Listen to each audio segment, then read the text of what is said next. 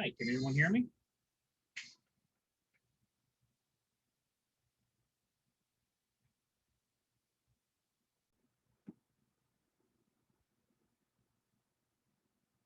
There we go. All right. So again, we are on week 4, and so we are on chapter 5, the multiple table queries. And with that, we're going to go ahead and just dive right into the content. Multiple queries can feel a little, at first it'll feel a little bit complicated, but what I would remind everyone is get familiar and comfortable with taking multiple queries and breaking them down to their smaller components, testing those components first, and then putting things together. Always remember that if oftentimes we try to test these multiple queries that are in our joins together, and you can have some success with that, but a lot of times there's so much going on that you lose track of what's going on. So I always recommend make sure you're testing your items separately, make sure you're getting what you want out of those results, and then start joining things together. So with that, let's go ahead and just kind of start talking through the presentation.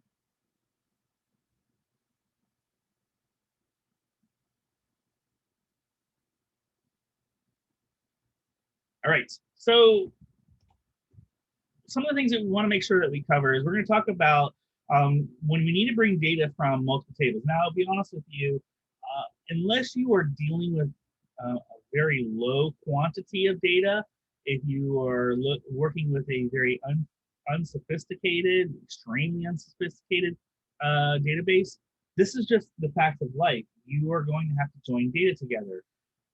Otherwise, what you have is you relatively have just a bunch of data, oftentimes repetitive, things all over the place. And we want to avoid that because when you have data in multiple places is when you start running trouble with updates and adding and removing data, because if you're not doing it, if you're not thoughtful, if you don't have things set up correctly in your database, and you are only doing it in one place, but you forget another place or you miss another place, then you start to corrupt your data. So with that being said, we strive to keep data in one place in a database and not not duplicated throughout the database.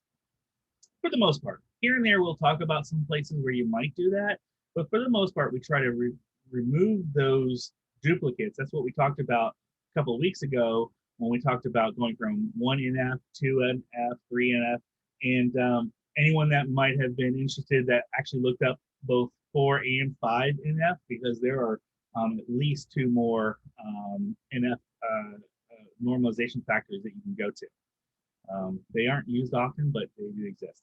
So we're going to talk about that. We're going to talk about some new keywords in our queries, the in and exist. We're going to talk about what a subquery is, which we've already talked a little bit about, but we're going to get more detailed. We're going to talk about how we can rename things and give items aliases. All this to bring it together and join it to a table, and which sets up how we can join multiple tables together. Now, when we start doing that, we get a new set of keywords that we can utilize, and we're going to do that. Now, I will tell you, as we're diving into this, I will give you some thought process, because some keywords exist in both Oracle and in SQL, and then some don't. So we will have that conversation as we get closer to that. We'll talk about what the all and any operators are. Again, we're adding some more items, some more keywords to your query capabilities.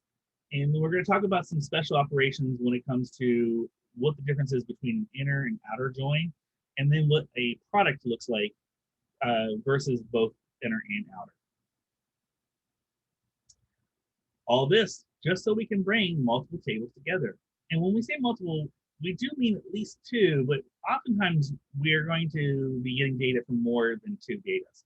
And that's just the normal way you deal with databases. You're going to have joins, and it's going to become very common to use joins. I would actually, again, say if you find yourself not using a lot of joins, you're either doing manual lookups to help yourself facilitate what you're trying to do, or there's something structurally wrong with how the database you're using has been put together.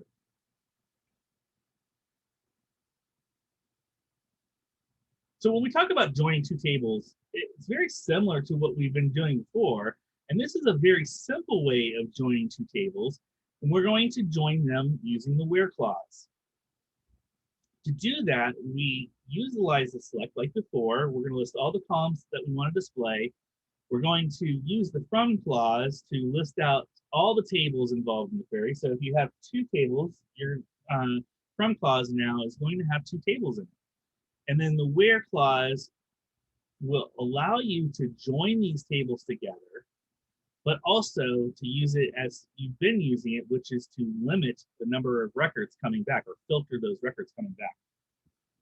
So let's take a real quick look at kind of an example of where we're using the where clause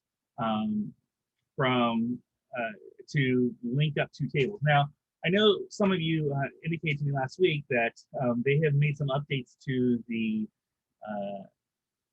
slides. I'm actually using the older slide because while the Oracle Application Express that they're showing is one of the older versions, the queries themselves are very helpful to see in the examples. So please just kind of realize that the screen captures are of an older version of Oracle Apex, but yet it's still very valuable for us to look at the query examples. So in this query, we can see that we have select and then a number of columns. We're going to talk about here in a moment what this REP dot means. And then we've got from. Now, as we've talked about, the from statement here has two tables, the customer table and the rep table. And then we've got where, and this is where we bring things together. Now, what happened here with the rep dot is sometimes our tables have columns that share the same column name, which this makes sense because both the customer and the rep table has to have something to connect the data together. And in this case, it's the rep number. So both tables have a column named rep number. With that being said, we got to make sure that the database engine or the query engine knows which column we're talking about. Even though the data is going to be the same, it wants us to be very specific and list which of the tables that the column's coming from. So in this first case, we went ahead and said rep dot rep number. Again, to be honest, to be frank, we could have put customer dot rep number as well because it does exist there and it's going to be the same data. But in this case, they just said rep dot rep number. When you're making your queries, oftentimes we want to make them as readable as possible. So that's why we chose rep dot rep number, because while it's in the customer table, it really does go with the rep number really goes with rep data better. So with that being said, let's make this more more readable by saying, hey, the rep number makes more sense with the rep. So let's use the rep version.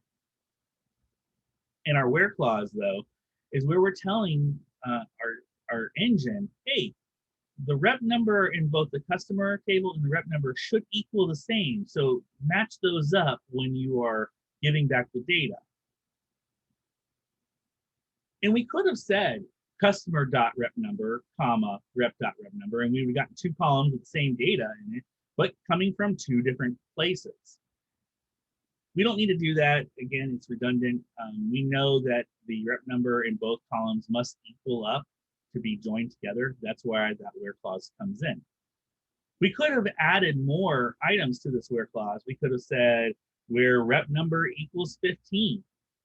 And so we would have said customer.rep number equals rep.rep number and rep.rep number equals 15. Then we would have seen these first four rows, but we would have seen the data joined together.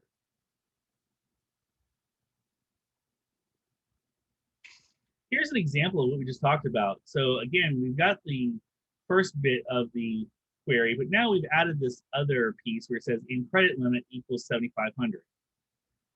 Look, and you'll see though, we did not make that as an output column.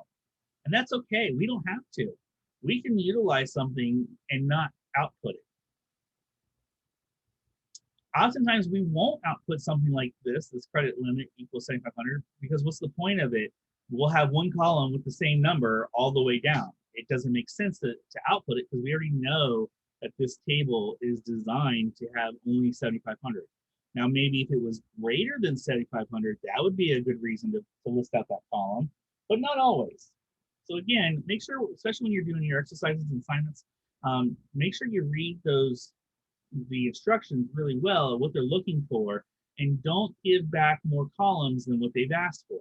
This happens quite a bit, and usually last week's homework, which was due yesterday, I'm a little lenient on it, but going forward, I'll start to get a little bit more persnickety about it because we want to make sure we're following our requirements. All right. So again, this is just bringing more another example together. And again, we've got this order number, order line, item number, description. Again, because the item number is in both of these tables, we have to fully qualify it by putting the name of the table out front with the dot and then the column name. And we're joining the item number between these two tables, which have that same column number, name together on the same name. Now, with this, let me just take a side note here and say, while we don't have to have the same name in both tables, we could have had an order line, we could have had, we could have called that field item ID, and then in the item table called it item number, but it's still representative of the same data. And so we could have said order line dot item ID equals item dot item number. They don't have to be named the same column. They just have to be the same data. Now, with that being said, it's not often that you want to do that because it becomes very confusing. It's difficult to read. Someone coming along behind you reading your query will go, why do these two items have different column names? Because they do, but yet we're still trying to join them up. There must be something significant about that, why they have two, and it'll drive somebody crazy. So I always recommend, if it's the same item, keep it the same column name. It'll make life a lot easier. Also, down the road, if you start using some automation tools, they will also be able to help you, like when drawing diagrams, they'll recognize that the name of the columns are the same and put things together for you automatically. Well, with that being said, when we do joins, we want to be able to do some comparisons, right? So you can join tables using the where clause with using the in operator as well as the exist operator. Now, the important piece to understand here is when you start using the in and exist, you will be using a subquery.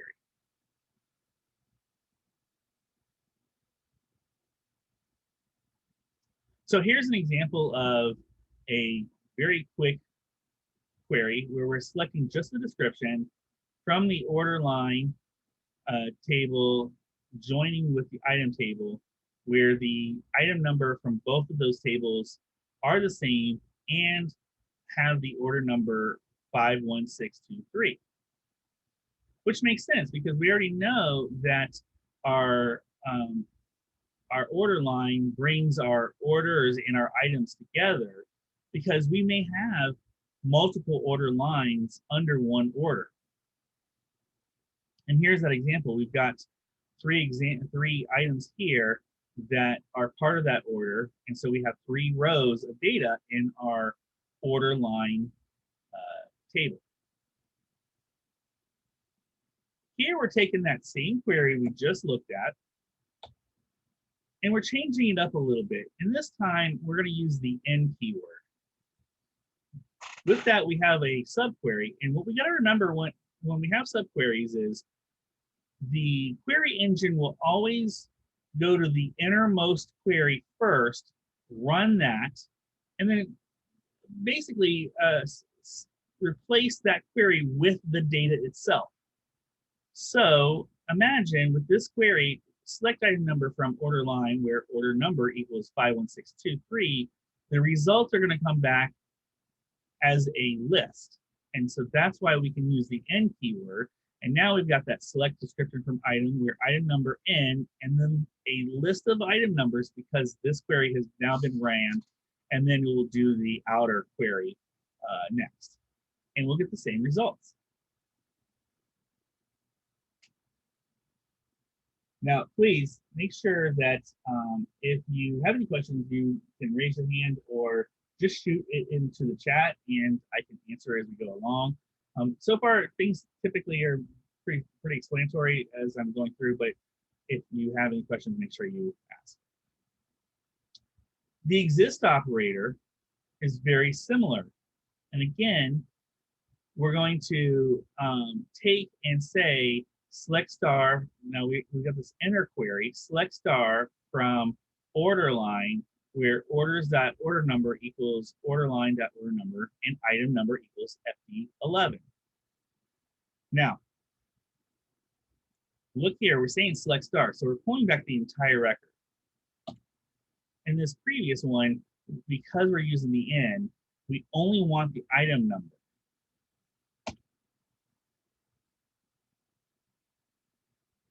So what the exist does is it looks and tries to match up what's in here to what our outer select statement is looking for. It's a little more freeform, a little bit more forgiving.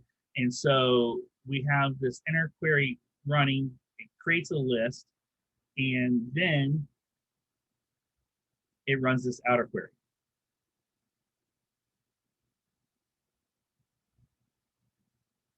So when we're using the exist operator, it's a correlated subquery, as in the subquery involves a table listed in the outer query. So it's going to take that table that's like this the inner query is going to derive to a table that then the outer query is going to make use of.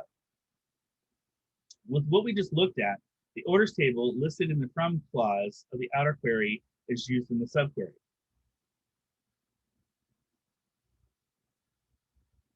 We must qualify that order number column in the subquery is the orders.order number.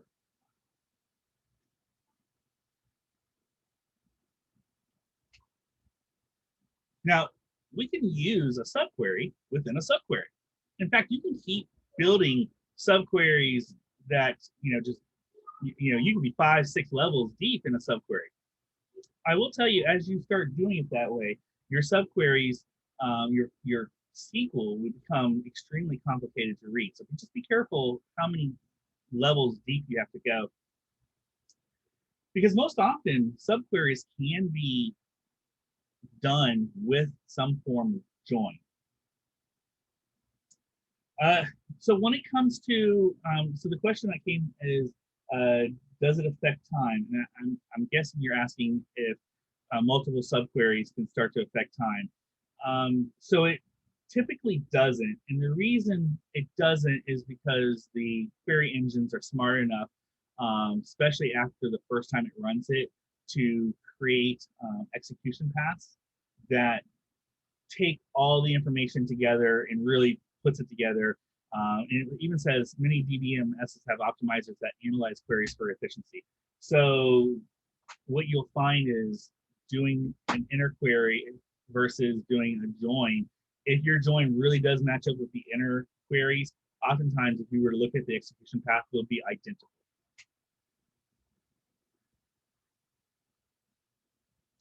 So here's an example of a subquery within a subquery.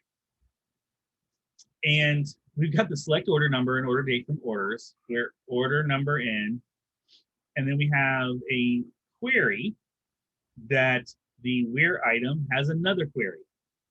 Now, with that being said, it will always go to the innermost query, and that is the select item number from item where storehouse equals 3. That will get derived and then get used by the second level query, Once that's then ran, it's passed to the outer query and then ran again. Now, a couple things with this. Again, this is already starting to get complicated to read, especially since in this item, they don't have a whole lot of tabbing going on. If you use some tabbing, you might make readability a little bit easier, but still not fully readable. So that's why I said, just be careful with how many subquery levels you go into. The other thing I'll tell you, and this happens a lot in homework, so I want to make sure I point this out. When you see items like select item number from item where storehouse equals 3, immediately I go, oh, someone did a lookup on this manually.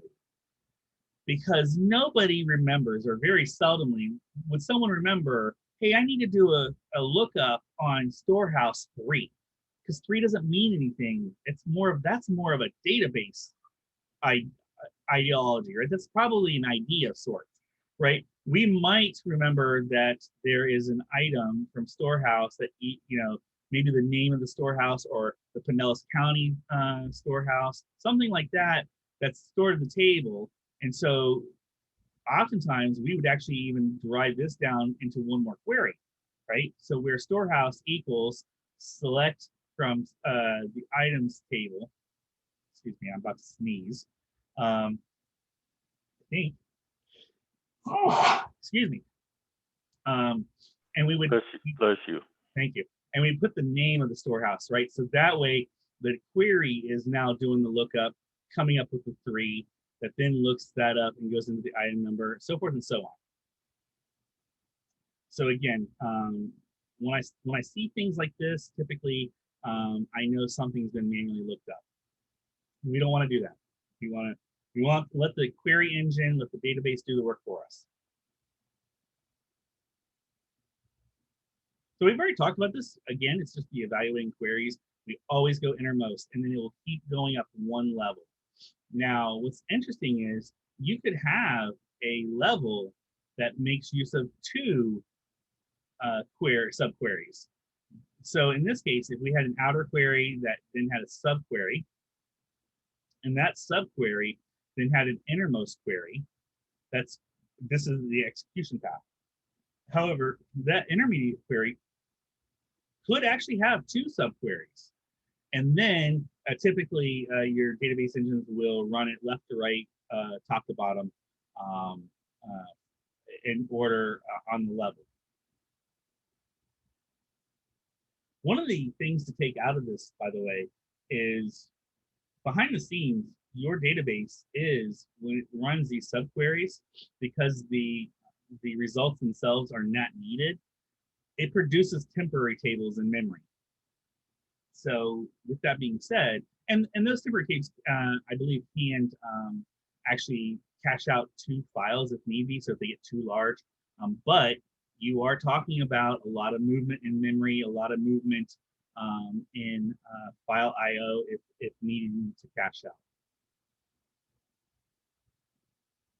So here you go.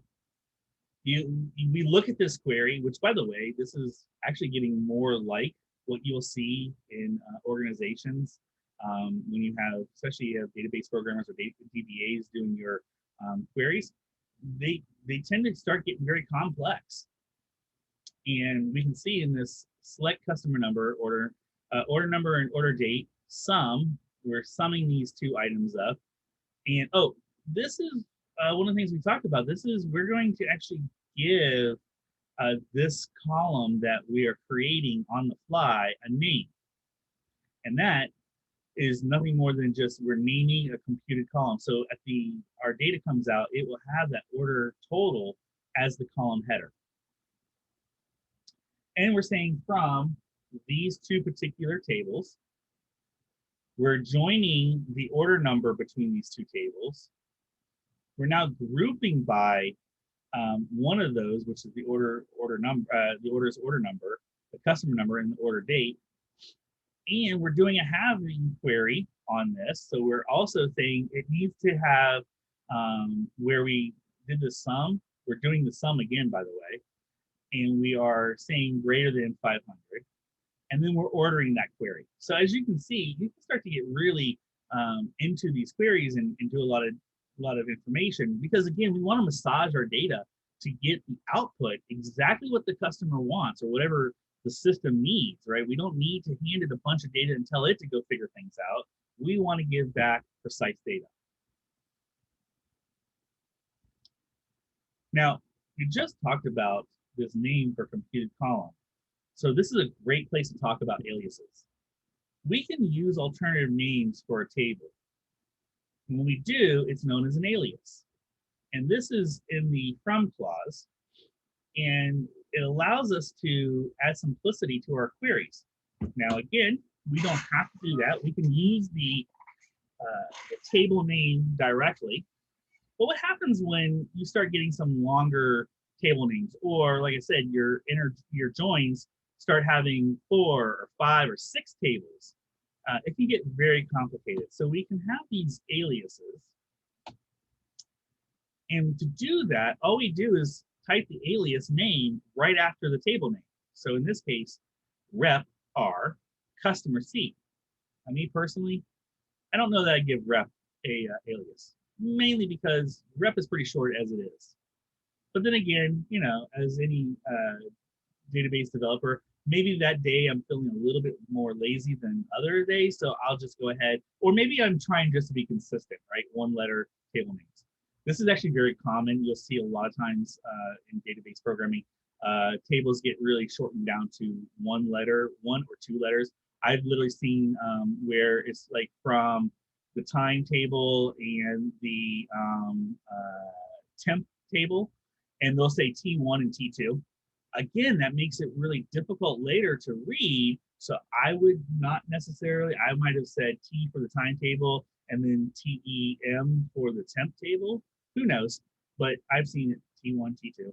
I think actually in one of the weeks, we will actually see some what I would consider maybe a little bit more difficult to read aliases. I'll point them out as we get there. Once we've given someone an alias, rather than typing out the full table name, we can now just use the alias dot and then the column name. Or we have a question, so give me 1 second. Also, hey John, do me a favor, if you could just change your messaging to everyone, so that way the question can get posted to everyone. The question is, does Oracle store aliases in resident memory so that you don't need to replicate the alias for the next SQL select command? And if you are not developing a full-blown store procedure, or you have not done a actual, you're not creating a kind of a query that's,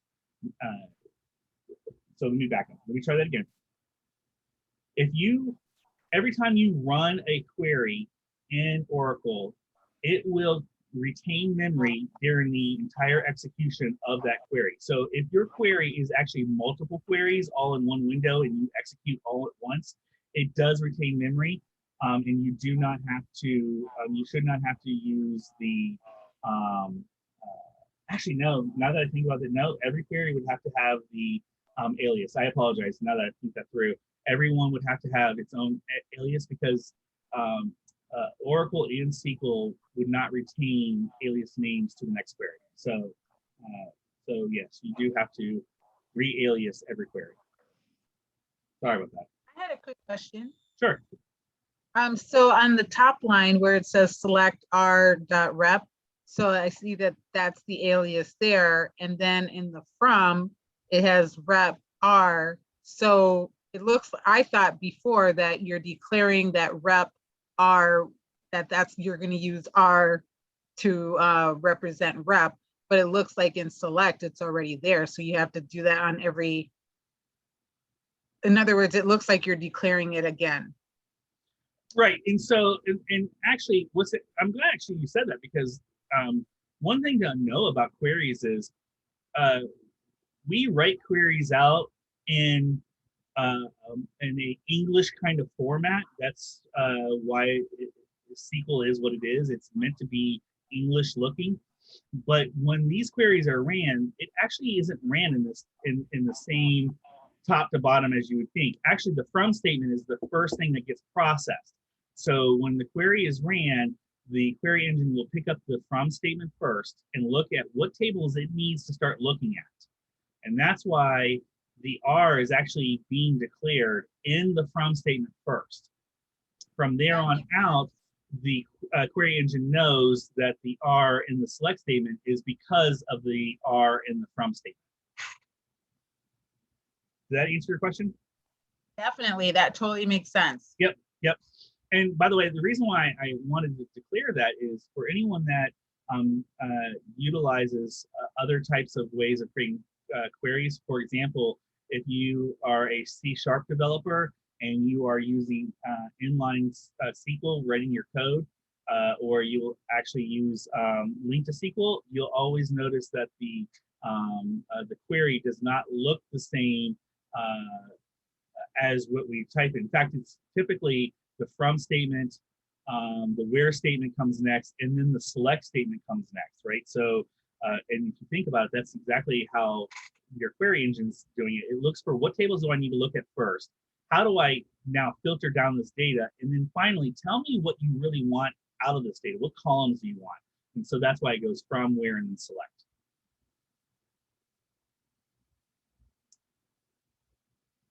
Now, what we've been doing is joining tables.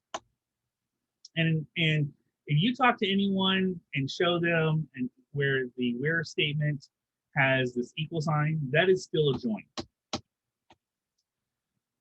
With that being said, oftentimes joins aren't really done that way. So when we join a table, I'm getting a little ahead of myself. I apologize. We're going to actually talk first about joining a table to itself. So take what I just said, pause it for a moment, and let me talk about joining a table to itself, because this actually is probably one of the most complicated things we're going to talk about tonight. And it does happen. There are plenty of times where you need to join a table on itself. And this is known as a self-join. So you got to use, when you do this, you're going to use, you have to use aliases. There's no way to get around it. And here's a good example of where you might use something like a T1, T2 alias because you're using the same table. You're going to use it to compare records within one table. So treat one table as two separate tables by using an alias. When you are designing this in your head or on paper, that's the other way to do this, is draw out the table twice, because you are literally, you're telling the engine to treat the table as two separate tables, even though it has the same data. So here's a good example of this. Let's look at the where clause, the from clause first. So we have customers F and customers S. Customers F and customers S. And we're going to join them together on something specific. And by the way, essentially you can do this on any of the columns.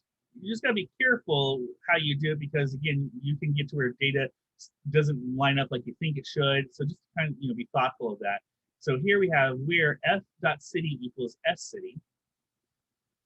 And that's not going to be enough. We're going to need a little more, because, well, city and city can, everything's going to match up on itself. With, like, Fulton is going to find all the Fulton records, and then the next Fulton is going to find all the Fulton records again, and the next Fulton is going to find all the Fulton records again.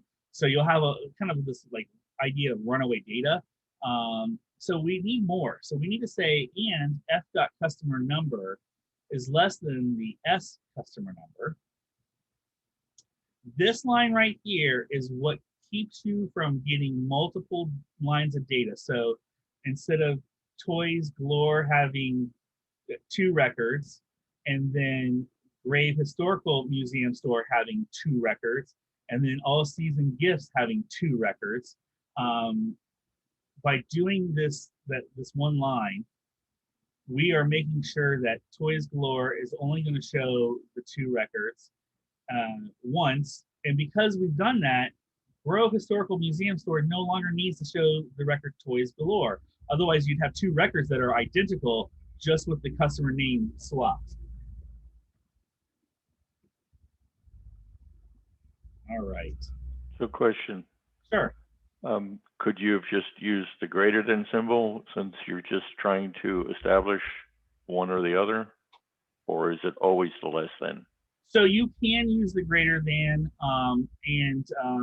there are sometimes there's reasons to do that. Most of the time, people use the less than sign just because that's kind of, everyone kind of learns it that way, and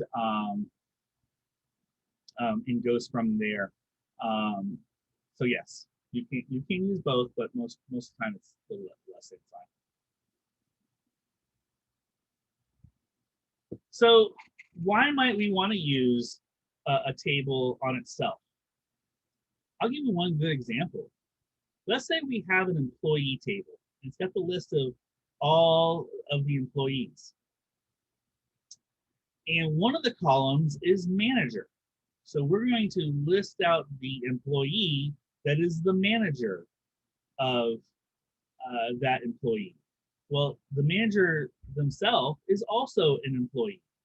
So there is where we might use a self join and say, join the manager column back onto the employee table again to give me the first and last name of that manager. Kind of makes sense?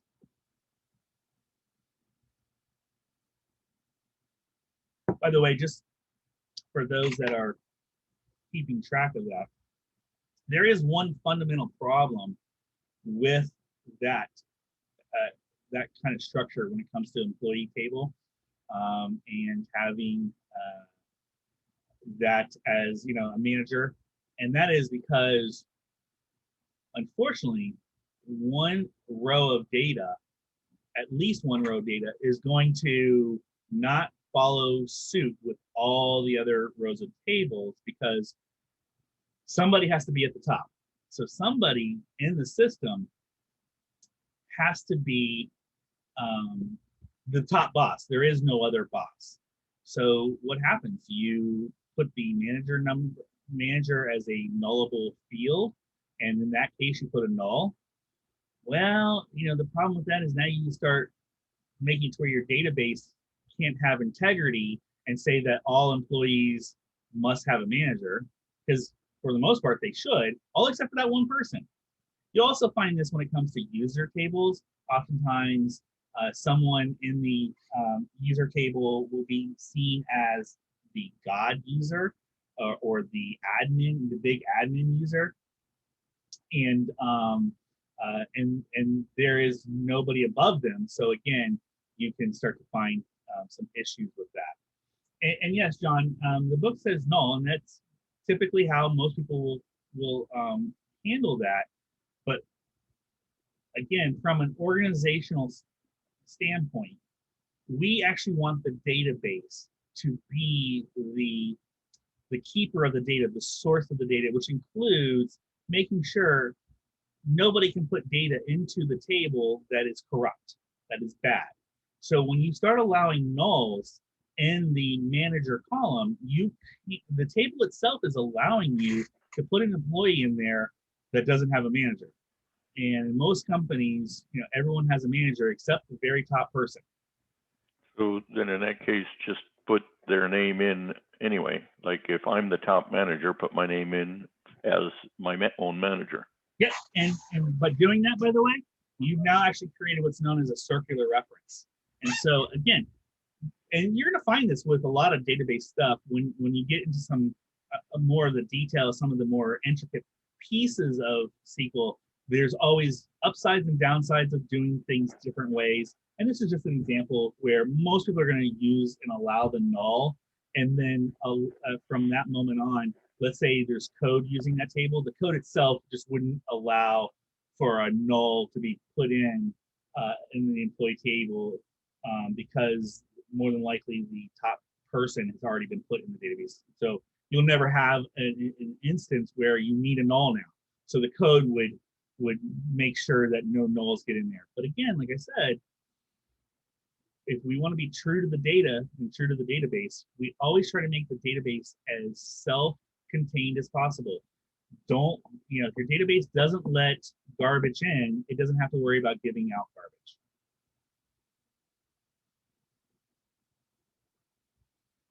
This is one of the reasons why a lot of people like the database side of things, is because there are these challenges where data itself is kind of art form, and it'll have all these rules. Like data can be very specific, all except this one exception, kind of weirdness, right? So a lot of thought has to go into database development, and oftentimes most people that are either database programmers or DBAs, they are very that's what I do. I'm a database programmer. I don't do all these things because being a database programmer, you have to have such knowledge, and it's such a specialized thing. Now, I'm not saying that you can't have people that do a bunch, but you'll find that a lot of database programmers say, no, I really focus on database stuff because it's its own art form. So this is just talking about what we've already talked about, which is creating a self-join that involves the primary key of a table. Before the example we used before, we were actually using city, which is not a primary key. And then we've got to make sure that the list table twice in the from clause with an alias. So we have here, in this example, the employee E and the employee M. By doing that, we can do just the straight up equal sign, and we don't have to worry about the greater than, less than portion of the query, because the primary key handles that for us.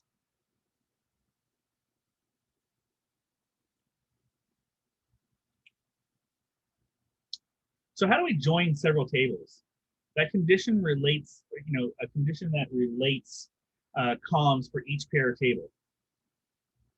And that's how you do, sorry, that's how you do it. You have a condition that relates columns or puts columns together from all the tables. Something has to, if you have 3 tables, then you have to have at least 3 joins, because if you have 3 tables, you have to have at least 2 joins, and so forth and so on. If you have 4 tables, you have at least 3 joins.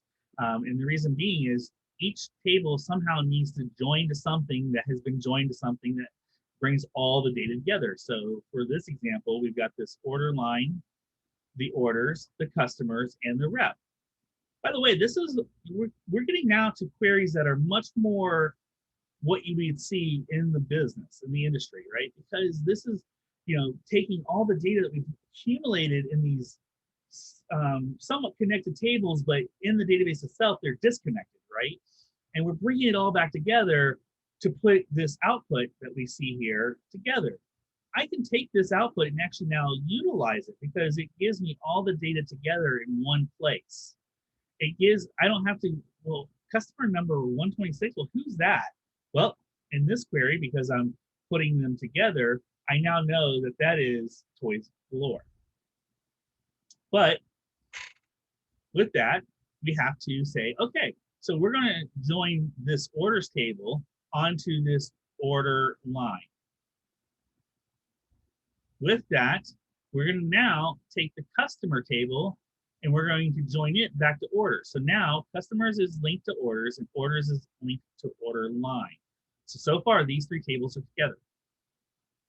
And then finally, we're going to put the rep number from the rep table back to the customer's rep number. So that's why we have now rep is connected to customer, which is now connected to orders, which is now connected to order line. Just FYI, while they did it very nice and neat here, top to bottom, which is they did it in backwards order, which is the most logical way of doing it. Most of the time, queries don't come to us like this. The joins are going to be all over the table. In fact, usually they'll come in the order of whoever's thinking them up thought of them. Like, yeah, my customers are to my orders. Oh, but my rep is to my customers. Oh, and then the orders is to order line. So we went, innermost to connecting this one over here to now connecting the final one over here. So don't think it has to be in any certain order. They just have to all be connected somehow.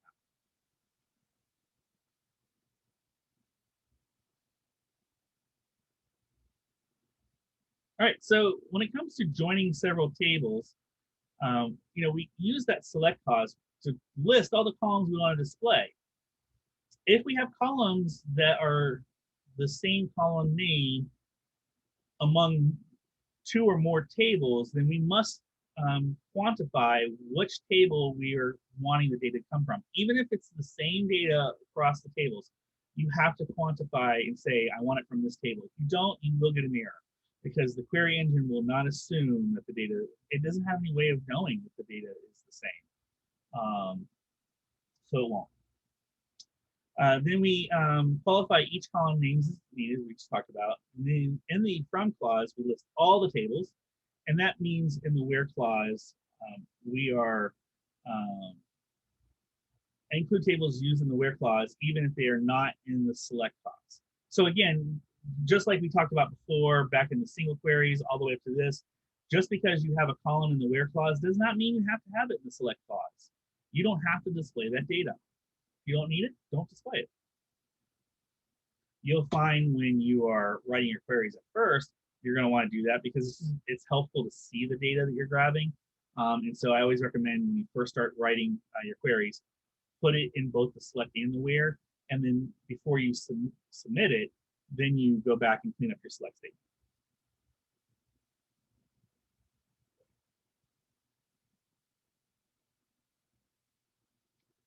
When we talk about putting several tables together, we've already talked about how we join them with the AND operator, if that makes sense. We can add any additional items that help filter out data in the where clause. And we want to connect them with the AND operator as well.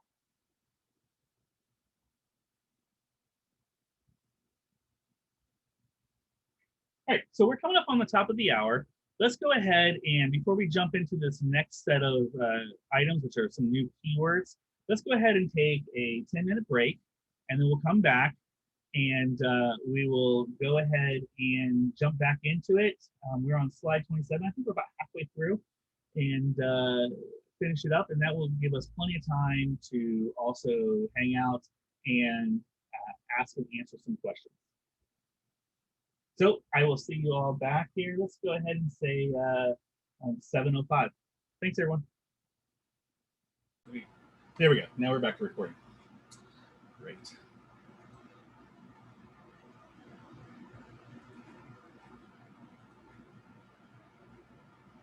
Wow.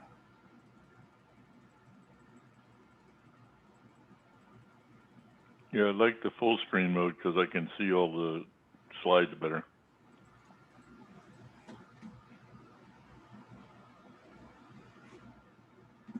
Great.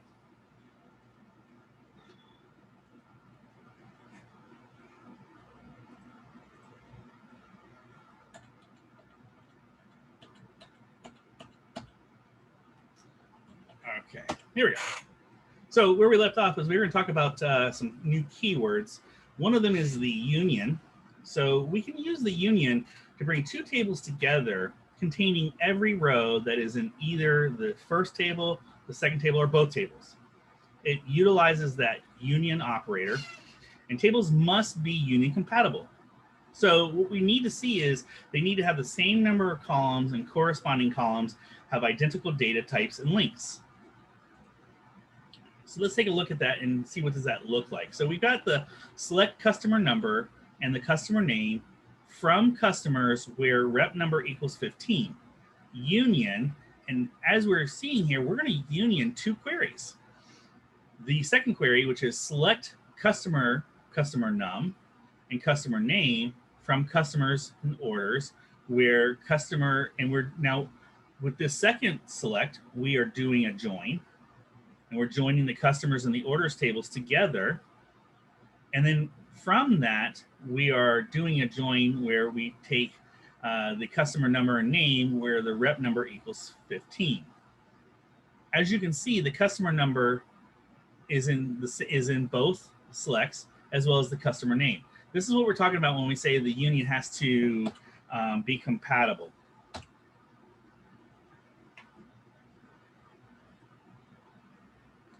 The next keyword we have is intersect. So we can intersect the intersection of two tables in a table containing all the rows that are in both tables. So not even the opposite of a union. This is if we had two circles that overlap, it's only the area that both circles are overlapping. And we can use the intersect operator. Now, we do have a note here that says that Microsoft Access does not utilize that. There's an alternative approach. We're not going to cover that because we're not going over Microsoft Access. But here is an intersect between two queries. I noticed though that Microsoft Access is still on the quizzes though. And it is, and definitely when you read the materials, you do need to read the Microsoft Access stuff. I have mentioned that to the content creators for this class several times, and they said that it's part of the question bank. So, all right. So with that, we got the select customer and the customer name from customers where rep number equals 15. And we're going to intersect the same with the customer num and the customers in the orders table. And as you see, only one row shows up. So both of these select statements, if we were to run them separately, would come up with, if we went manually looking through it, with only one row that is in both of these select statements.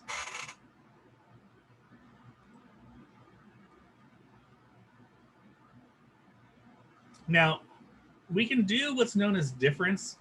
We don't, it's not, the keyword's not difference. In fact, the keyword is minus. And it's also, this particular item is only available in Oracle. So we can get the difference of two tables is a table containing set of all rows that are in the first table, but not in the second table. And this uses the minus operator. So imagine two circles that are overlapping. You will get all the rows in the first circle that do not overlap and do not include any of the items from the second table. So essentially what you're doing is you're taking that first table and you're subtracting any row that's also in the second table, or the second query, excuse me.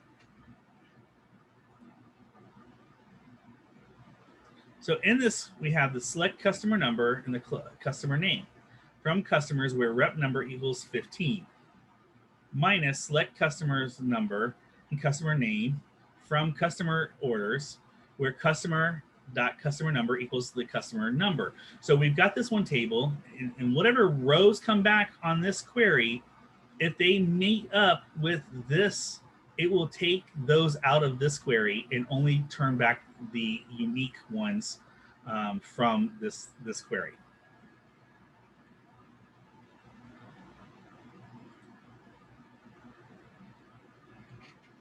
Now, we also have both the all and the any operator. And these can be a little bit tricky, so kind of think it through when you're thinking about them. But what needs to happen is the all operator, the condition is true only if it satisfies all values. Where with the any, the condition needs to be true only in one or more values. So let's take a look.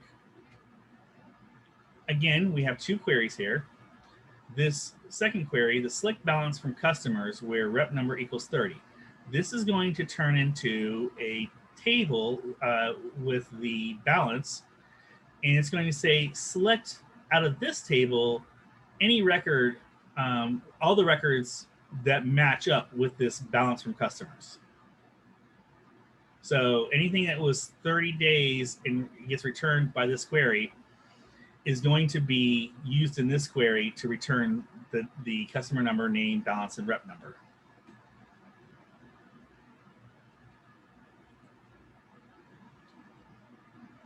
With any, again, this one, it only has to meet one of the criteria.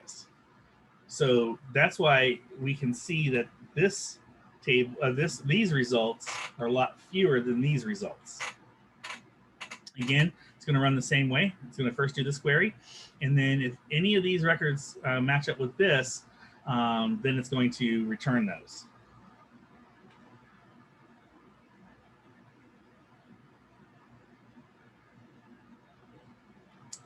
So with that, we can move on now to some other types of operations.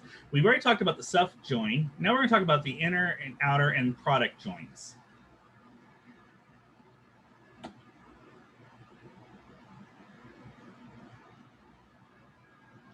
When you have an inner join, it compares the tables in the from clause and lists only those rows that satisfy the condition in the where clause.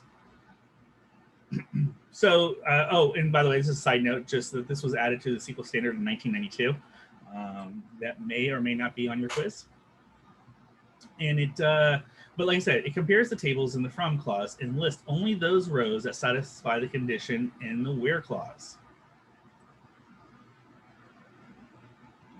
So select customers, customer number, customer name, order number, and order date from the customer's table. Now, before we have been doing where we would put a comma here and then the next table. By saying inner join instead, we are telling the query engine how to join this data together. Essentially, the data has to be representative in both tables to be listed out. So that's what an inner join does. On customers numbers, and we're now, and remember, we used to say in the where clause how to join the tables together. When we use the operators like inner join or outer join, we now will use the on statement to say how to join these tables together. Beyond that, it's similar. It's customers, the customer number equals orders dot customer's number. And then we're in this one, we're just ordering it by the customer number.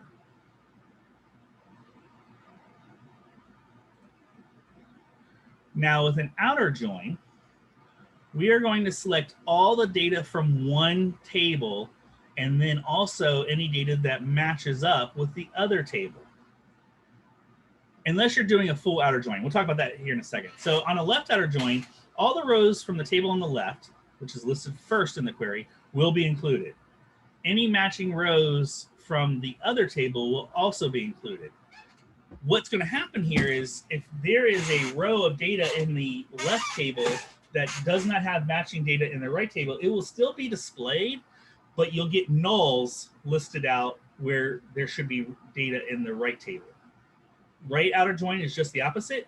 All the rows from the right will be included, and only the matching rows from the table on the left will be included.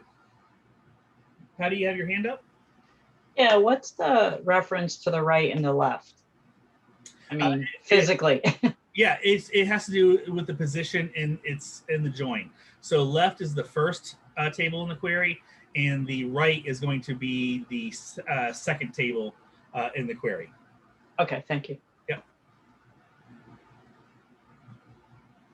And then the full outer join is where it's going to list rows from both tables. Ones that match up will be matched up, but the ones that aren't, you'll see nulls on the right for the left records and nulls on the left for the right records.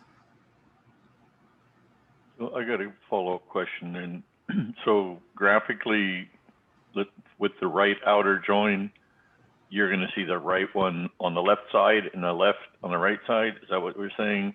Because No. the left one, it'll be on the left, and then the right, it'll be on the right. Yeah. So I think we do. No, we don't have any. I should have some examples. I'll put together some examples and post them. But you know what's going to happen is you're going to get a grid of data. Let's say like this one, and what you're going to see is when you're doing a left outer join, all the columns on the left side that represent the left, or any columns, I shouldn't even say that, because again, we can order the columns in any order we want. So any column that originates from the left table, which is in this case, if we were doing a left join on this would be the customers table, will have data in it. It won't have any nulls in it, unless obviously the column itself allows for nulls and there's a null in that table. But if the data does not exist on the right side, so in this case, if we were doing an outer join on orders, we are matching up on customer number. If the left table had a customer in it that said 126 for Toys Galore, but our right table, the orders, let's say Toys Galore hadn't ordered anything yet, then we would get customer number and the customer name, but we would get nulls in the order number and the order date. If we did a right side, then we would have order numbers and anything which wouldn't exist here because it doesn't make sense. But let's just, for again, for sake of argument, let's say we have an order for a customer that doesn't exist. So we would have this order number filled in, but we'd have nulls in the customer number and the customer name space because it's going to pull in everything, whether it has a join or not, or matching data on the left side. It's going to pull all records in from the right side. Does that help? I'll work on it. Okay. And it is a little bit difficult to understand conceptually right out of the gate. Make sure to play with the joins and do inner and outer joins, outer left joins, outer right joins, to play with it so you can see what that data looks like. Okay, thank you.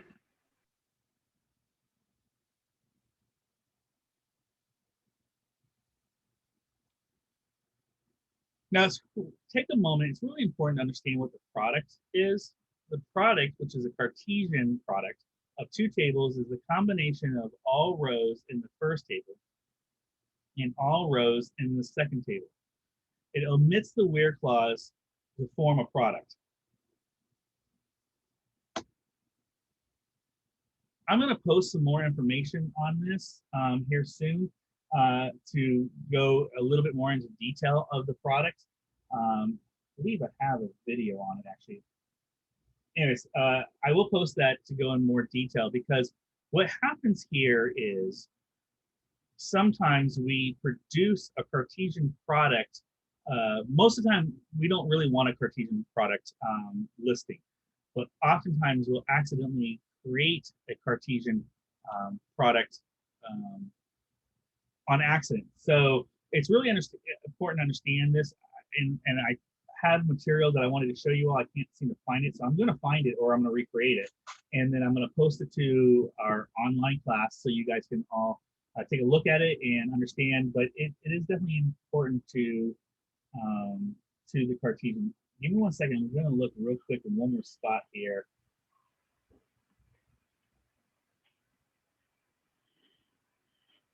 Yeah, I'm not seeing it. I'll find it and post it. It goes a little bit more into detail of how to accidentally create this product table. But again, it's the combination of two tables of all rows in the first and all the rows in the second table. So question then, so is this kind of like a correlation if you treat the tables like matrices and you have a dot product and a cross product? Is that what this is going toward? What it actually is you're joining two tables without specifying what the join is. So you literally just get essentially a dump of both tables without really, it's not trying to link anything up because it doesn't know how to link things up. Okay, thank you. Yep.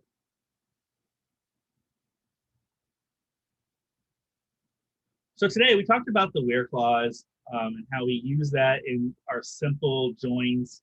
And then we talked about using the in operator and the exist operators with subqueries and how that works.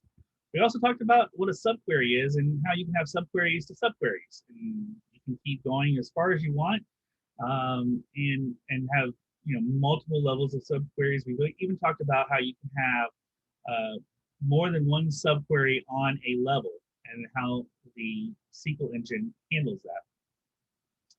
We talked about aliases, and when we talk about aliases, just again remind you that revolves around tables. So when we want to use an alias for a table name, then we can specify that. If we are just renaming a column name, it's just known as you're giving the column a name. We also talked about how to use those to create self-joins and what a self-join is, and we actually talked about a couple of examples of what a self-join might be used for. We've added a couple of additional words to your Keywords, we've got union, intersect, minus. Again, remember minus is Oracle only. All and any operators, inner join, outer join, which are left, right, and full. And then we talk about the Cartesian product, which is where you join two tables without really specifying how to join them together. And so since the SQL engine doesn't know really how to join them, it just does a data dump of both tables.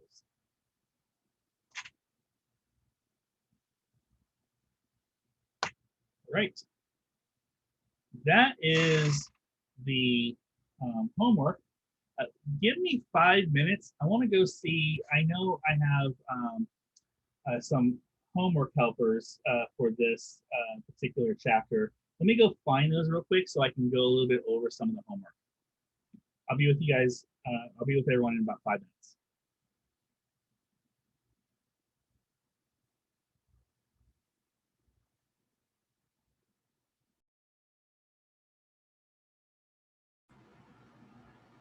All right.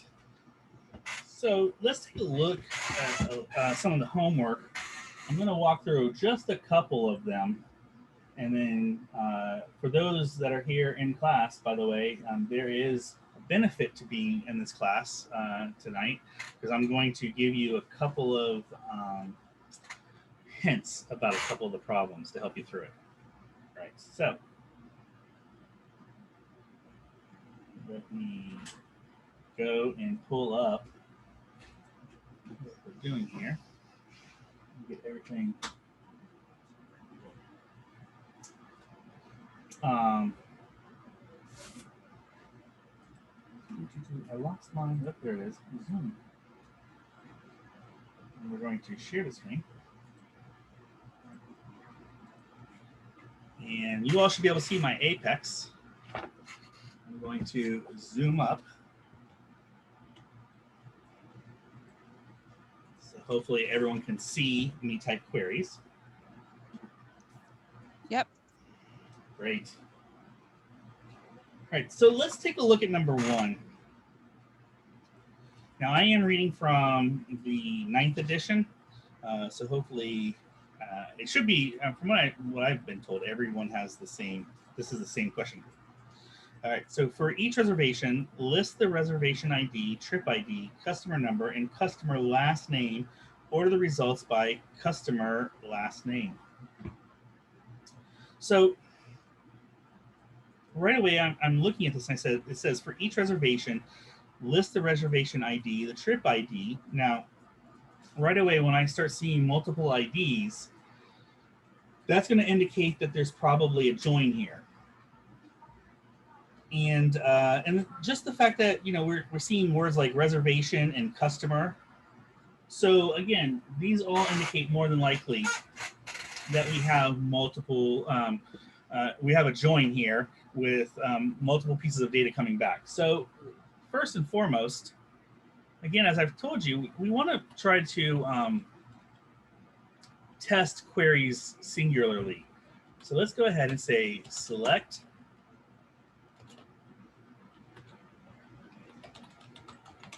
reservation ID. Actually, I'm going to back this out. And again, because we are working on a lower environment, we can use the start and not worry about bringing production down. From reservation.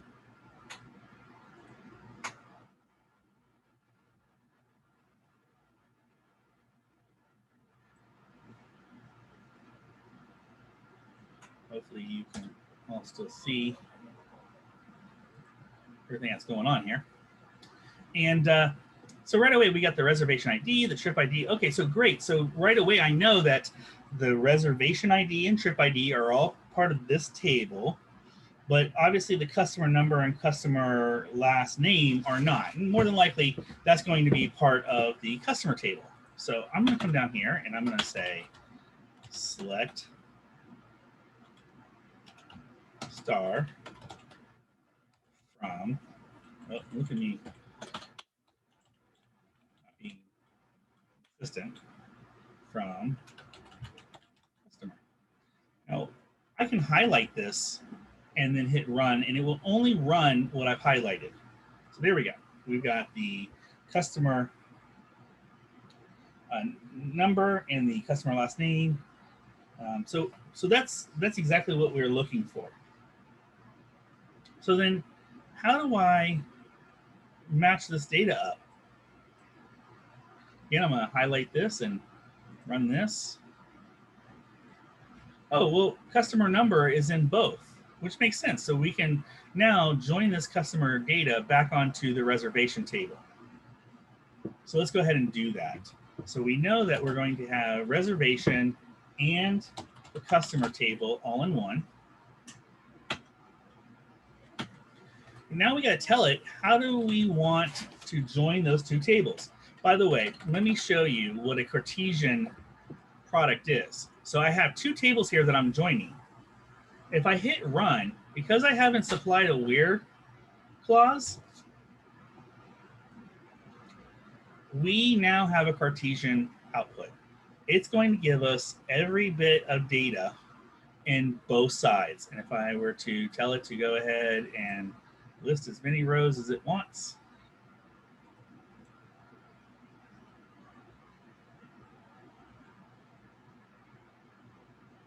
you'll see that there is just a lot of data because it's duplicating all the data together.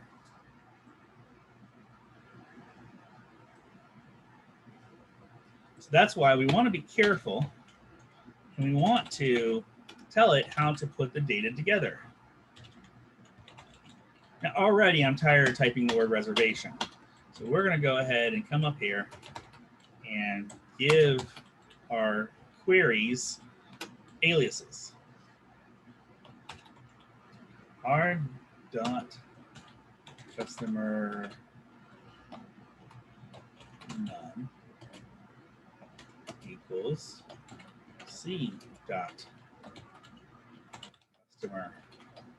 Let's see how that looks.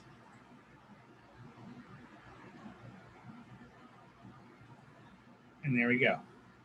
So anywhere customer number is in the two table line, it's going to put a row together with both the left and the right side for us. Now, one other thing, this is perfectly fine. What I will tell you is oftentimes when it comes to working in database development, stuff like that, they're going to want you actually to do your joins backwards from your listing. So we should have actually said C dot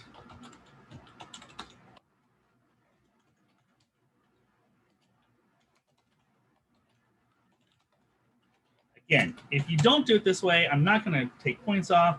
This is more of just what happens oftentimes in the industry. And that's because C customer number, this table, which is to the right of this table, how does this join up with this? Well, it joins up with this to this. That's why it's oftentimes listed out that way. If there was another table out here, then we would more than likely, if trip is connected up to customer, which I don't think it is, it's connected up to reservation, we would say tip trip ID equals R dot. Now I'm winging this. I think I got the right columns and the right table names, and so let's just see if I did. Nope. So again, we could come down here and what am I missing?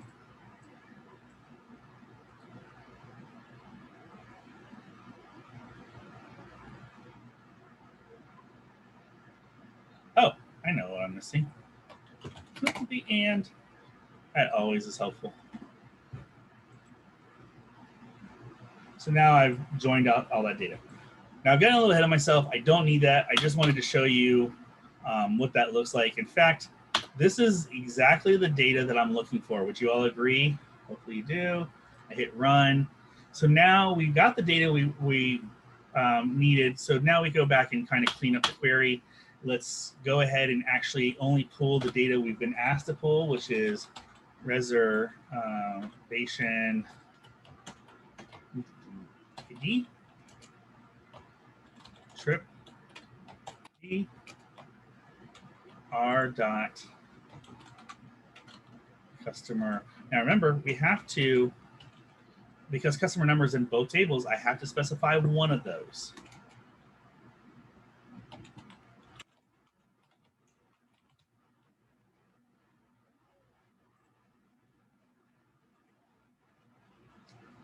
Now that I feel like I've done my query and I'm right on board, I always go back and I go, okay, reservation ID, yep. Trip ID, yep. Customer number, yep. Customer last name. A common mistake here and where points start getting taken off, someone will throw out there the first name. Well, the exercise did not ask for the first name, and so I would take a point off because you gave back more data than what was required from the customer.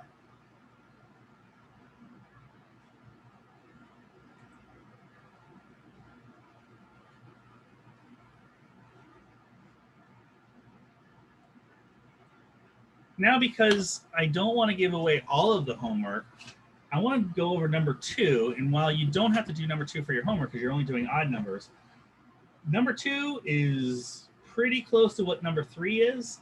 And so there's something special about these two that I want to really go and point out so you don't accidentally do it in homework. So let's talk about number 2. For each reservation for customer Ryan Goff, list the reservation ID, trip ID, and number of persons. Now, what will happen is somebody, especially for those that are not on tonight's class, will do this. They're going to say select star from customer. They're going to run that. And they're going to go, okay, Goff Ryan. He's number 104. And in their query, they're going to say where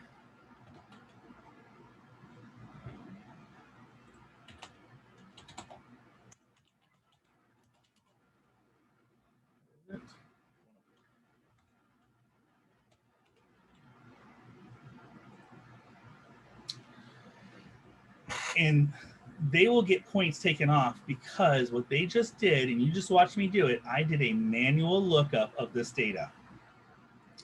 I did a select without the where clause. I went and looked up the person I'm interested in and then used their ID instead of their name. I manually looked this up and translated it to 104. We don't want to do that. Instead, we want to say where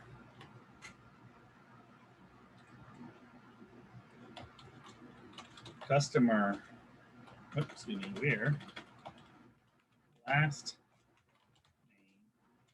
name equals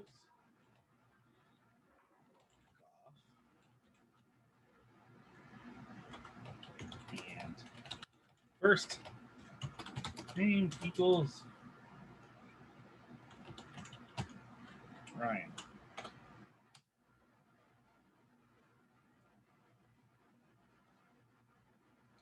Now, it returns back the data, but it did the lookup for me. I didn't have to go manually look that data up. So where does that play into all this? Well, again, we know that as part of this query, we also need reservation data. So again, I'm going to start out with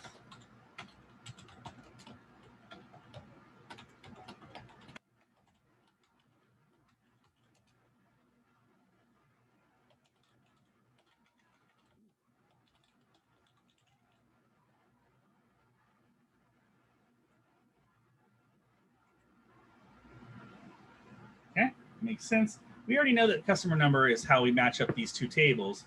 So let's go ahead and do that.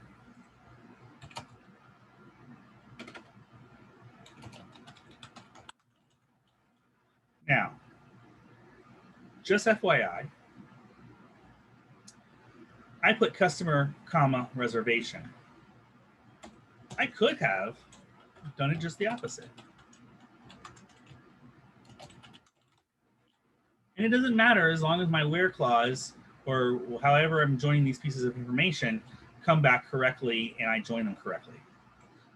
Once again, I want to show you this is somewhat of a Cartesian query. because we didn't list how to join these two tables. So we're getting the product of anywhere and everywhere the first name and last name is Ryan. And if you look through this, you will start to see duplicate data because it's pulling back everything multiple times, actually. So with that being said, let's go back here. By the way, the 2 hyphens tells the SQL query engine to see that as a comment and ignore it. So it's nice is as you're getting to your bigger queries, you can type in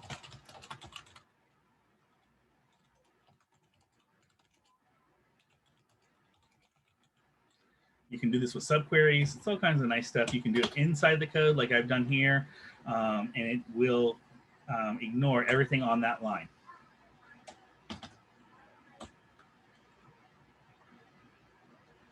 And we know that we need to join this together.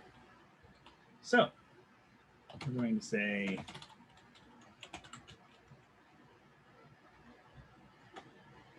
he doesn't like that. Reservation dot, okay. Customer.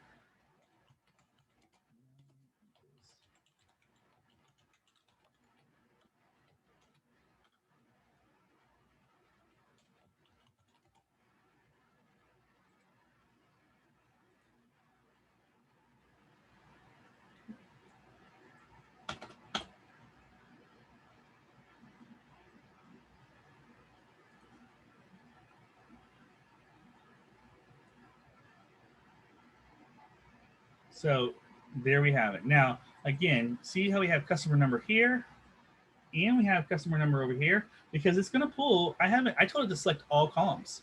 So it's pulling it from both from both tables. But we don't want to do that. We want to make sure we are particular.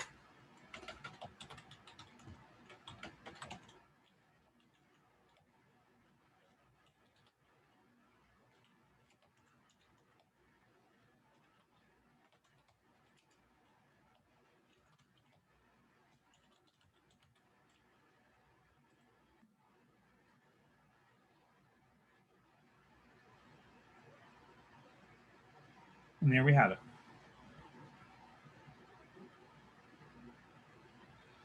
So 3 is pretty similar. And again, the big piece on 3 is it's too easy to do a manual lookup on Abram's Miles' name and come back and try to use just their customer number straight out. Don't do that. That will get you a couple points taken off.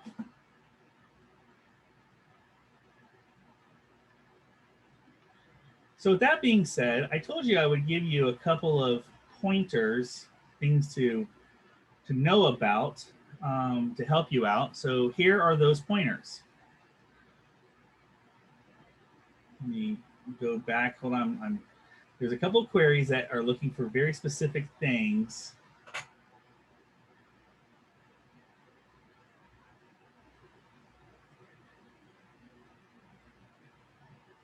So in query for number 7, you're going to want to use the keyword exist.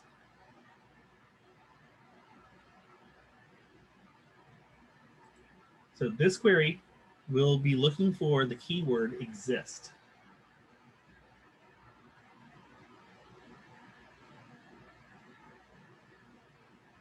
One second. Because I know there's another one here that I want to make sure I tell you about.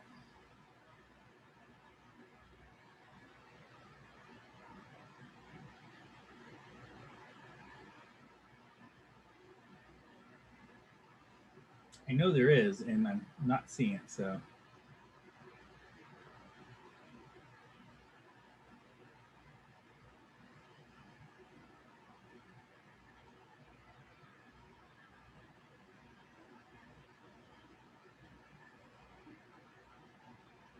Okay, number 13, you'll be using the keyword intersect.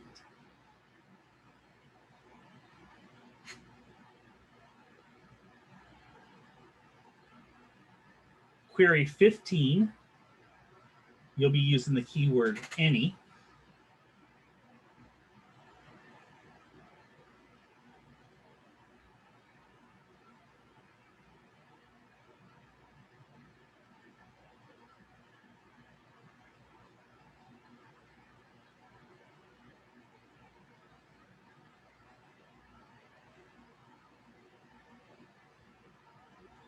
And for 17, you'll be using a keyword that you may have to look up a little bit and read up a little bit on, because again, this is a critical thinking exercise, so they're trying to push the boundaries a little bit. But you're going to want to use the keyword distinct on the last name. So those are my helpers for those queries, and should really give you some great direction on those. If you are running into problems, feel free to make sure you email me with any questions, and I will do my best to help you. Please remember, if you are emailing me a question, be specific. Please don't say, hey, I'm having problems with number 17. I will automatically shoot you back an email going, be more specific. I'm not going to give you the answer to 17. Tell me what specifically you're having problems with. If there's an error being thrown through the engine, please take a screenshot and send that to me. Oftentimes screenshots really do help with me understanding, because you may be doing something completely not what I would expect, and that might be why the error is being thrown, but I just don't know based on what you've described. So screenshots are always helpful. Can you repeat number 17? I missed that one. Yep. So for 17, you may have to do some lookup on this and get some more information on it, but you'll be using the keyword distinct. That's D-I-S-T-I-N-C-T. And you're going to be using distinct on the last name column. We don't have to do 17. Oh, you don't? Did they change it on me again? Unless you're throwing an extra credit. I'll tell you what, if you do, maybe that's what I thought it was an extra credit actually. Hold 1 second, let me check here. Check my notes.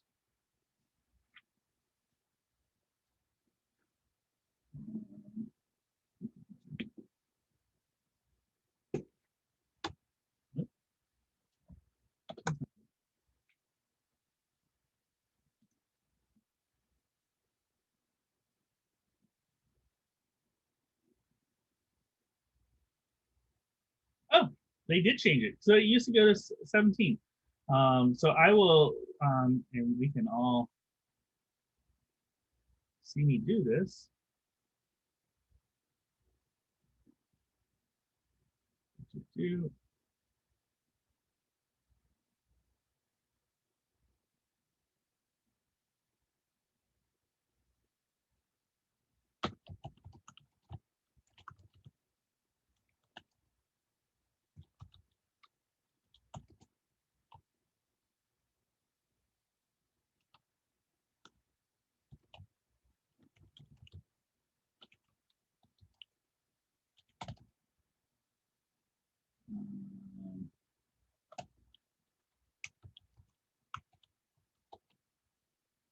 How's that? That's what I'm talking about.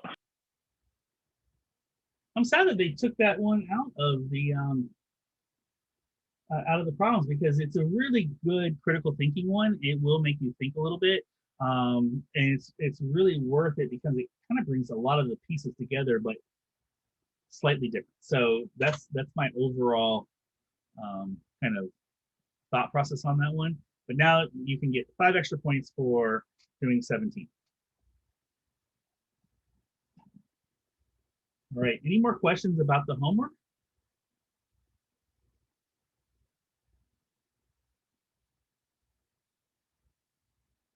Okay, well, that is the end then for this evening.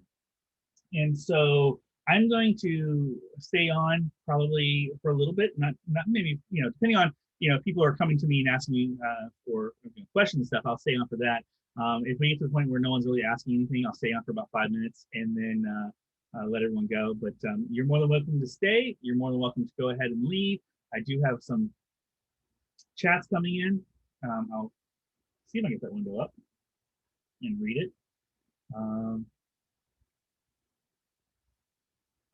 Yeah, all right. So let me stop my video or my sharing and see if I can find that. Nope, I'm not sharing. Here we go.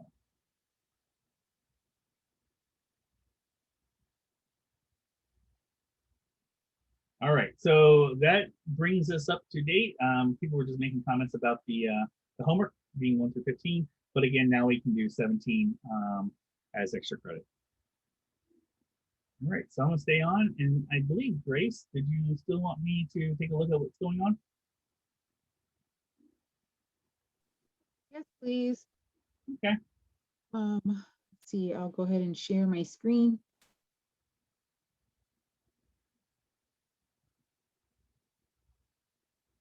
I'm gonna pause the recording so that way we don't put Oh, the screen okay. out there. All right, so when you're doing your homework, you run a query in Apex. Just take a screenshot.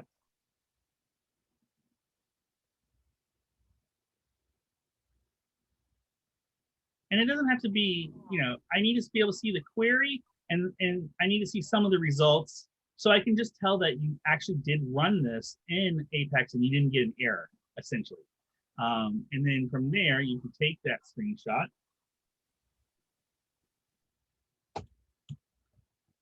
Paste it into Word.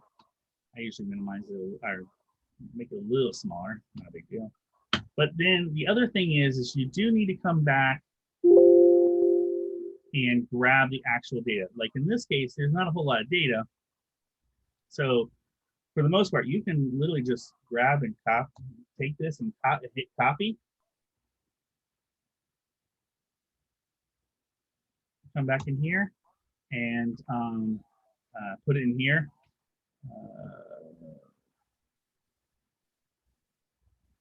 Again, there's, you know, you need to make sure, obviously, there's formatting going on, all that good stuff. A lot of people also will go ahead and just click download. Download as a CSV. Open it in Excel.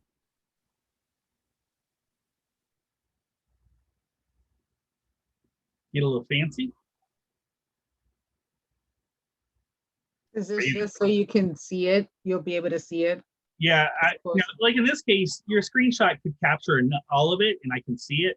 But if you, some of the queries, you know, you'll get 30 rows back and you wouldn't be able to capture all that in the spreadsheet, in the screen capture. So I just want to make sure you got all the correct data too. So again, you can just come in here and you can even get fancy and do this and copy this into your Word doc. You don't even have to get that fancy. You can literally just put, like I said, just put the grid completely around it.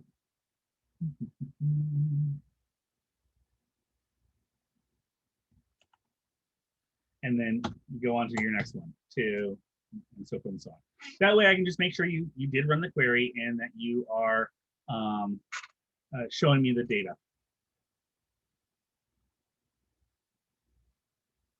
Okay, that makes sense. Okay. Any more questions?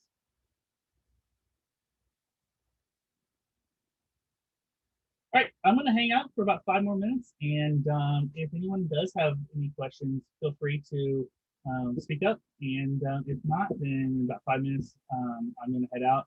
Again, anyone that wants to hang out, more than welcome. If you want to head out, you're also free to do so. Can you do a inner join or an outer join example? Yes. You did ask me to do that.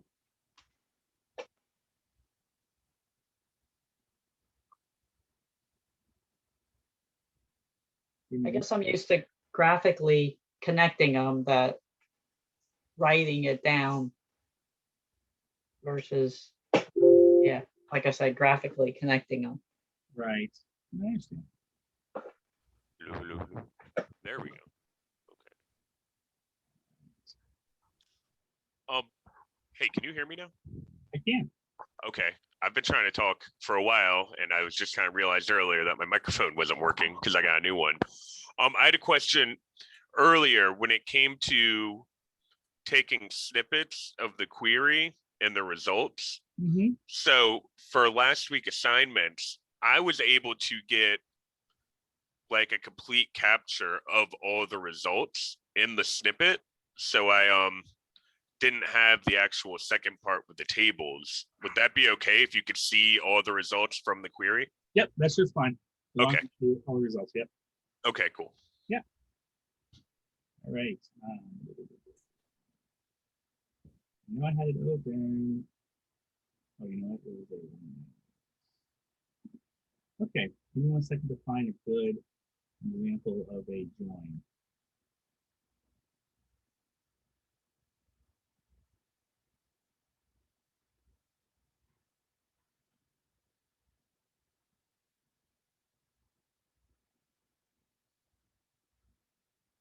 I'm actually going to see if I can find and see if I can give you a good example of this. I think there's a self-joining one.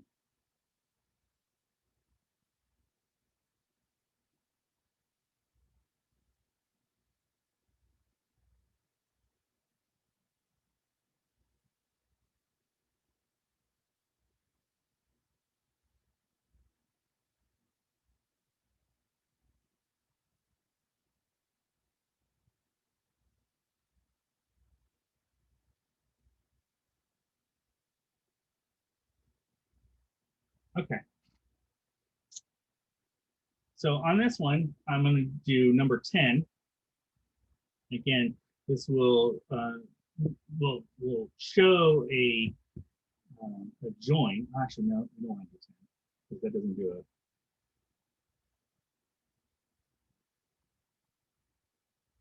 a join like you're hoping to see.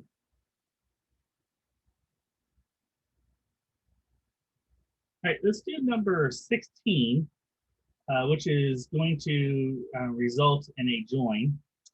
So let me go ahead and read that. So display the trip ID, the trip name, and the reservation ID for all trips.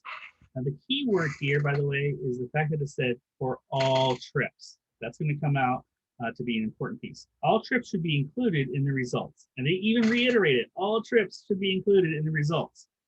For those trips that currently do not have reservations, the reservation ID should be left blank or the results by the trip ID. So right away, they gave you several clues here to say that you're going to be using some kind of outer join because we are expecting some data not to meet up. And that's why it says if they're, for those trips that currently do not have reservations, the reservation ID should be left blank. Okay, so let's start out with some basic stuff going on.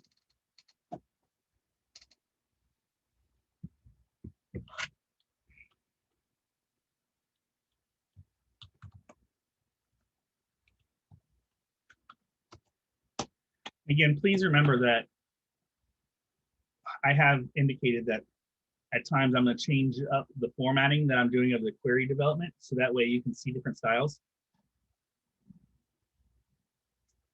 This version is with the all caps, and the query itself is not as expanded as what I've been doing previously.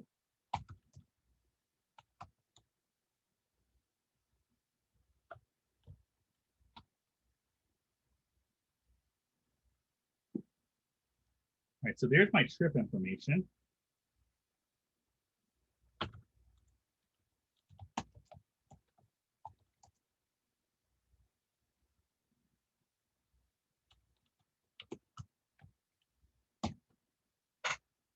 And here is my reservation information.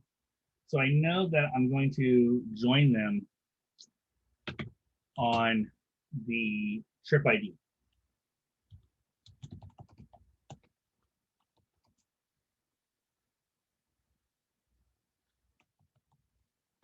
Now, we want all the records from trip. It said that a couple of times in there. So that means that we want all the records from the left table. So with that being said, we're going to use a left join on the reservation table. We have to tell it now how we want to join it.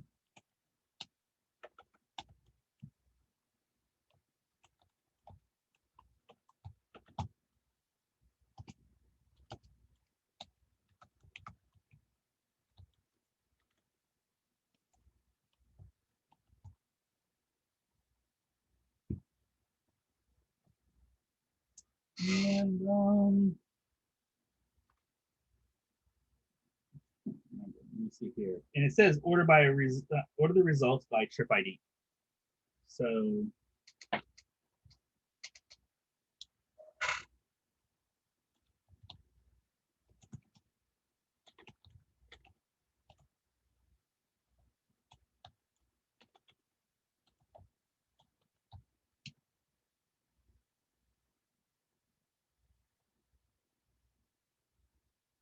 So there is all the columns. I have not whittled down the columns yet, but that is all the data.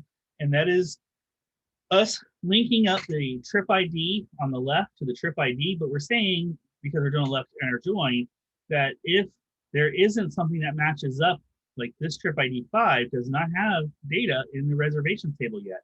So that's why we have all these dashes, or in this case, they're all nulls. So that's how we know all the left data is there, but we're missing the right data.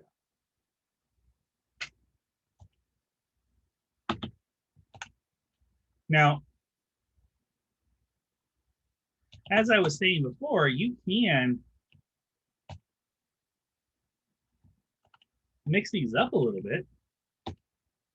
Now we're doing the right, but we swap the tables.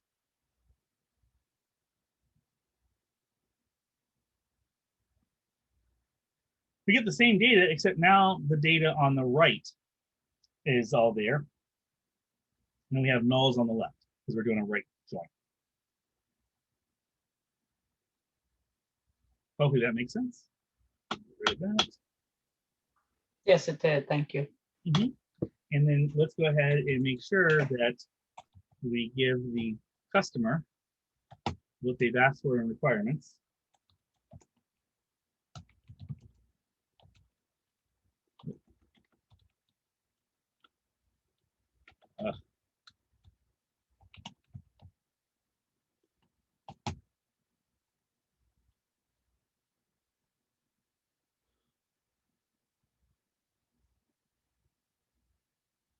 And there's our data and some gaps in the data. Now, if we did an inner join, this row 13 and 14, and anywhere we have these hyphens, would not exist in this data because inner joins need to have both sides matching. Anytime that there is only one side matching, it won't list that data.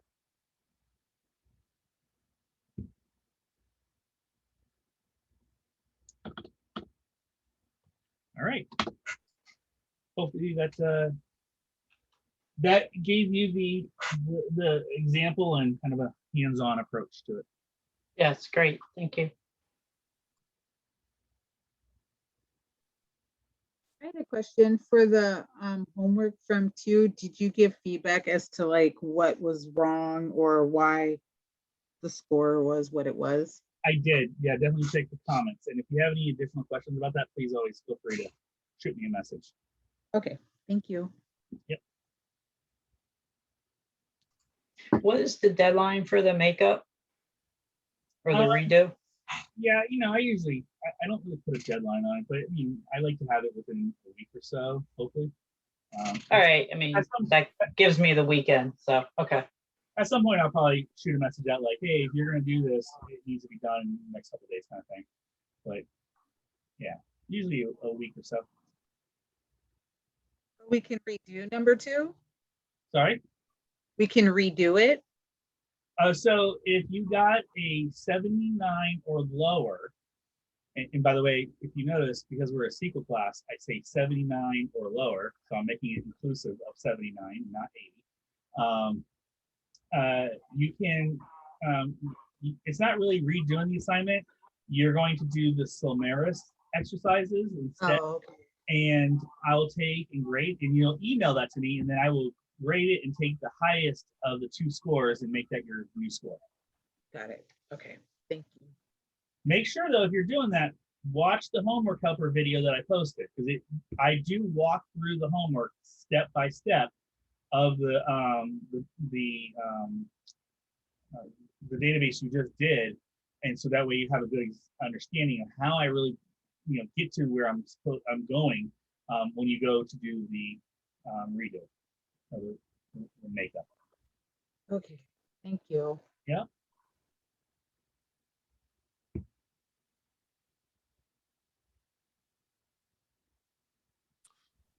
I wanted to talk to you, but it was kind of about a private thing. So I was Okay. kind of waiting for other people to leave. Okay. That's my cue. Thank Not you, to rush everyone. anybody, but not to rush you guys or anything. I'm just saying. Have a good night, everybody. All right. Have a great night. Hey, real quick, Patty, do you or did you work at Jable? Yes, we worked on projects together. So the first week, I was like, I know her, and I'm like, but it's been a while, and so I'm sitting there going, man, we're, and it's funny because when I was at Jable, I was working on my master's then, so I could, one of the things I wanted to do was teach here, so it's nice to see a familiar face. Yes. Now I know why you were giving me so much grief on building my reports. Are you still over there at Jable? Yes. Okay. I don't know if that's good or bad, but yes. The way you said it, you're like, yes. Part of that is I feel like you had been there quite a long time already when I knew you, and that was what 5-6 years ago. Gosh, I think we were working on the Lean Six Sigma project together. Yes. That was like 100 years ago. Yes, I'm a lifer. No, I really liked working for Jable. I just unfortunately got to the point where I wasn't able to reach the goals that I had wanted to accomplish, and so I unfortunately had to move on. Yeah, totally understand. I mean, we've gone through so many orgs that you wouldn't even recognize it. Well, actually, that's what kind of what happened is I was on my path to where I wanted to be in, I wanted to be in management. As a developer, we get to that point where, like a part of us go more the architecture route and the other part go more to the management side of things. Well, I've always been a big person on helping other people and seeing those kind of things through. So I really wanted to be on the management side, and I started heading there. They put me in a supervisor role. And then they actually did give me management for all of about 2 weeks. And then they did a reorg and basically came back to me and said, we don't need this position anymore. We can put you back as a developer over here. We don't want to let you go. We'll keep you at the same salary and everything like that. I was like, yeah, but I really wanted to, this is the path I wanted to go down. So to go backwards like that, it felt like, okay, well, we had enough time together, kind of thing. So, Totally understand. yeah. Other than that, I loved it. It was a great company. And I mean, great experience for sure. You could you could do whatever you want to do for sure. And I left with a lot. Like I'd been there for almost 10 years, so I had a lot of PTO. I was back on the old PTO plan, so I think I had like a month of PTO, and that was hard to give up. Yes. Yeah. Well, I definitely hear that. All right. Well, I will leave and let you and Jeff talk. Thank you. I appreciate your help. Talk to you next week. All right, thank you. Okay, bye. Let me turn off. I should have turned off the sharing for that last part. I can turn it So hold on one second. Let me oh yeah. the recording.